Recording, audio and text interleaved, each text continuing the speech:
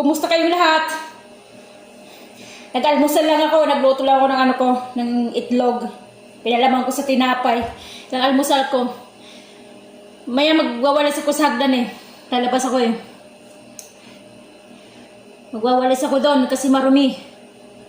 Marumi yung hagdan.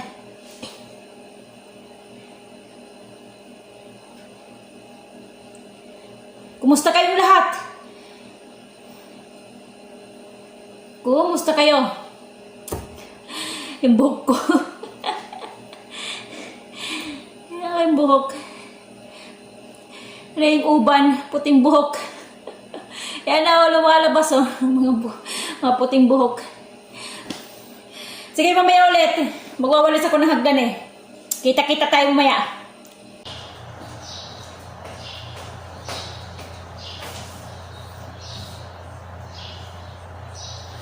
Magbubunit lang ako kasi magwawalis ako ng hagdan. Eh, pag sa labas, nagbubunit. Lalo na pag nandito yung mga amo ko, kailangan isusot tong sombrero.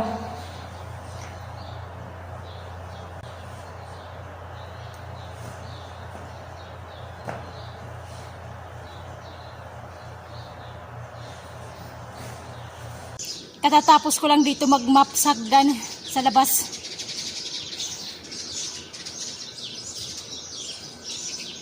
Ang dumi kasi. Ang sobrang dumi. Ilang araw ko na, 2 linggo ko na ito hindi na mamapan eh. O hindi lang, mahigit pa. 3 linggo. 3 linggo na hindi ko na mamapan. Tapos nadagdagan pa kagabi. Kasi nga, weekend. Walang mga pasok. Walang trabaho. Kaya ang dumi dito sa may hagdan. Yung mga patak-patak ng kanilang pagkain, mga tsaa, naaapakan. Yan dumi.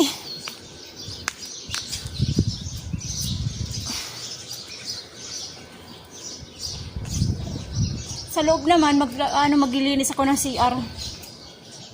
Unti-unti ko lang para hindi nakakapagod. Ano pa lang, umaga pa lang dito. Alas 10. Alas 10 pa lang ng umaga. Kaya pwede pa ako magpa-araw. Para naman mayroon akong vitamin D. Wala tayong vitamin sa loob eh. Walang kabor vitamins yung mga pagkain eh. Kaya pa-araw muna kita saglit. Mayroong hinog doon oh. Mayroon na nagdidilaw na na line. Kailang ayun oh. Nagdidilaw na. Ang hirap naman kasi ang daming tinik. Ang daming tinik. Yung tinik pa naman yung maliliit. Maliliit, hindi kagaya ng kalamansi na makikita mo yung tinik. Malalaki. Ito hindi, ang liliit, hindi makita eh.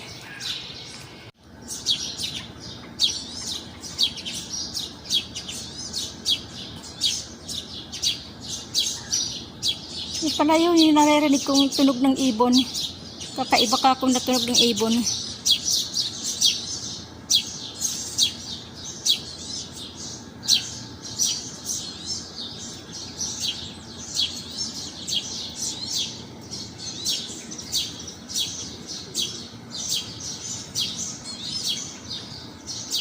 Meron kasing mayroong pugad. Ngayon ko lang nakita may pugad doon na. Saan ba yun? Sabi yung pugad. May sisiw. Nasa ba yun? Meron na siyang sisiw. Nakita ko kasi lumabas yung naghatid yung ina ng pagkain sa sisiw. Hindi makita. Doon may sisiw eh.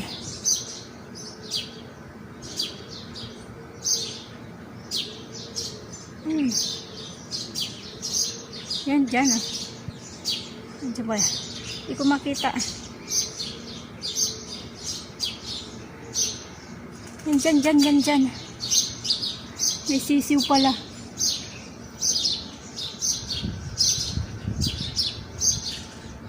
Ayun, naghahatid yung ina yung Saglit. Lilipat tayo ng pwesto. May pugad pala. Ayan, ayan yung pugad oh. Ayan oh. Pugad ng ibon. Yung kaninang binidyohan ko na ibon. Ayan. Ayan yung pugad. May sisiw na siya. Ewan ko kung ilan ang sisiw. Bunga nga. Yung bibig lang ng sisiw nakita ko sa may ano, sa may daanan eh. May sisiw na pala dyan. Matagal na yung pugad na yan dyan eh. Kaya lang ngayon ko lang nalaman na may sisiw na.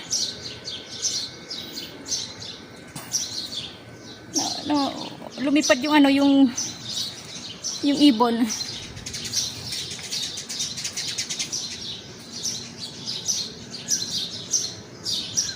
Pan-relaxation yung ano, yung honey ng ibon eh, ng mga maya.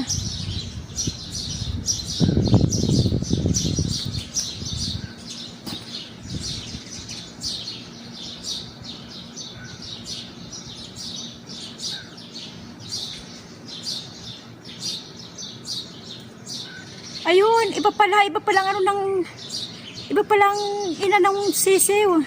Yan yung kulay ano, yan oh. Kulay itim. Kulay itim, tapos may blue yung ano, yung liig. Kulay blue yung liig, tapos yung mahabang tuka. Iba palang kulay, iba. Kala ko yung kaninang binidyohan ko na ibon. Iba palang, akala ko yan eh, yun ang ina, hindi pala. Yan oh. Iba pala yan ang dalawa. Asan na? Iba pala.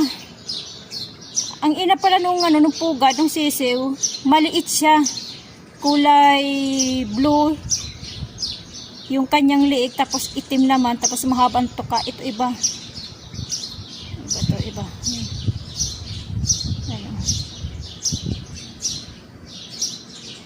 Ayan o, yung iba, iba yan, iba. Dalawa yan mag-asawa, yung lumipad yung isa.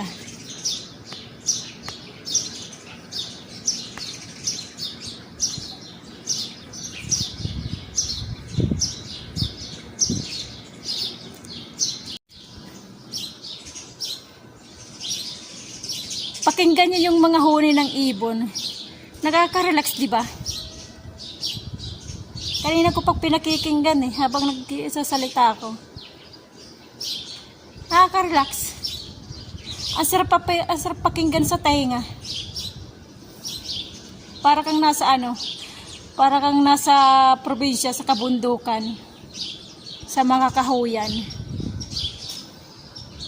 Maririnig yung mga huni ng ibon.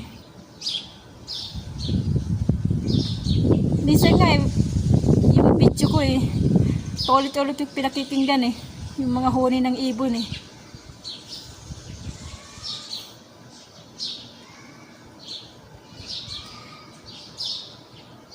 Sige, hanggang dito na lang tayo. Kumusta kayong lahat eh? Subscribe na lang kayo yung mga hindi pa nakaka-subscribe. Huwag nyo kakalimutan. Gusto rin nyo mag-comment, comment na rin kayo. Ay, yung ibon eh. Ay, mga huli ng ibon. Mayroon nga dito nga ano, nahulog oh. Kapipisa pa lang siguro ito, nahulog o na sisiw ng ibon. Namatay. Ayan na.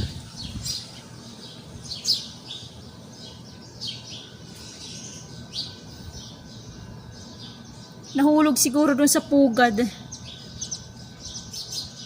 Patay siya oh. Kapipisa pa lang siguro niyan.